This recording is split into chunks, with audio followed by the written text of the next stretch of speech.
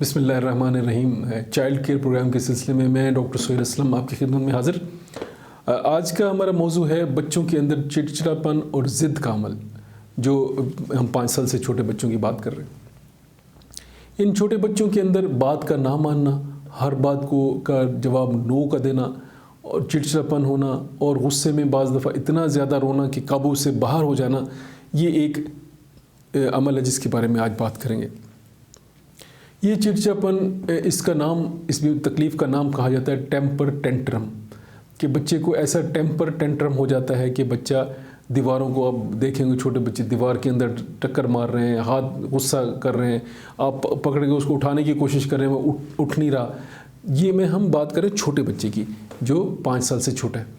اس میں عام طور پر جو چیزیں جو سائنٹسٹ اس بارے کی اس کی وجوہات بتاتے ہیں، وہ وجہ یہ بتاتے ہیں کہ بچہ کچھ کرنا چاہتا ہے اور وہ کر نہیں پاتا، تو اس کے اندر جو کنفلکٹ پیدا ہوتا ہے، تو اس کی وجہ سے یہ ٹیمپر ٹینٹرم ہوتے ہیں اس بچے کو۔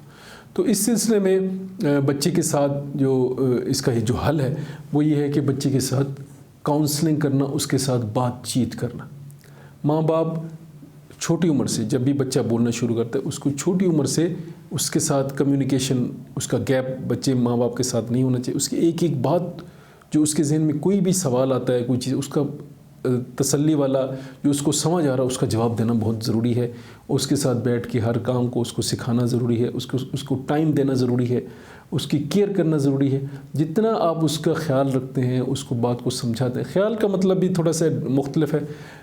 یہ سمجھنا کہ بچے کو بار بار منہ پہ پیار کرنا، بار بار گود میں اٹھانا، خیال رکھنا ہے، تو ایسی بات نہیں ہے۔ بچے کی ضروریات کو دیکھنا اور بچے کے ہر مسئلے کو اس کا حل بول کے سمجھانا، یہ اس کا خیال ہے کہ جب بھی اس کو کوئی تکلیف آتی ہے تو آپ اس کو سمجھاتے ہیں کہ اس کا حل ایسے نکلے گا، اس کو ہم ایسے ٹھیک کریں گے، یہ ہو جائے تو ایسے کرنا ہوتا ہے۔ جب اس سے آپ یہ بات چیت کریں گے تو یہ ختم ہو۔ اب اگر جو بچہ ٹیمپر کی حالت میں ہے تو اس وقت کیا کرنا ہے؟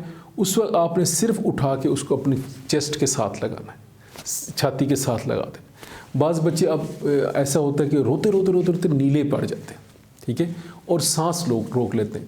اس کنڈیشن کو کہتے ہیں بریتھ ہولڈنگ سپیلز، کہ بچہ روتے روتے اپنا سانس روک لیتا ہے۔ اب ماں باپ سخت پریشان، بچے نے سانس روک لیا، نیلا ہو گیا یا پیلا پڑ گیا، تو ایک پریشانی کا عمل ہو جاتا ہے۔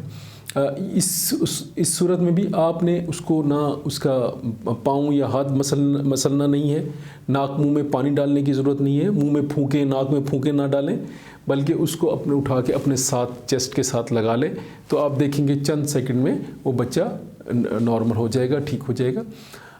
ہاں، سائنسدانوں نے اس جو سانس روکنے کی تکلیف ہے، جس کو بریتھ ہولڈنگ سپیل ہم کہتے ہیں، اس کا آئرن ڈیفیشنسی کے ساتھ ایک تعلق بتایا ہے کہ آئرن کی یا فولاد کی اگر جسم میں کمی ہو تو اس کے ساتھ بھی بچے روتے روتے سانس کو روک لیتے ہیں۔ تو ایسے بچے کی مزید تحقیق کر کے کہ اگر اس کے اندر آئرن کی کمی پائی جاتی ہے تو آئرن کی تھیراپی، ہم ان کو 3 مہینے کے لیے آئرن کی میڈیسن پلاتے ہیں اس کو، اور ایسے خوراک کا مشورہ دیتے ہیں جس میں فولاد زیادہ ہوتا ہے۔ یہ بھی کیا جاتا ہے۔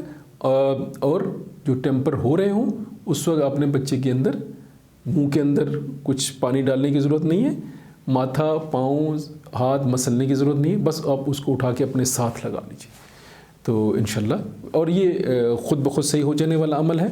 عام طور پر 1.5 سال تک کے پہنچتے تک کے بچے میں 90% ٹھیک ہو چکے ہوتے ہیں۔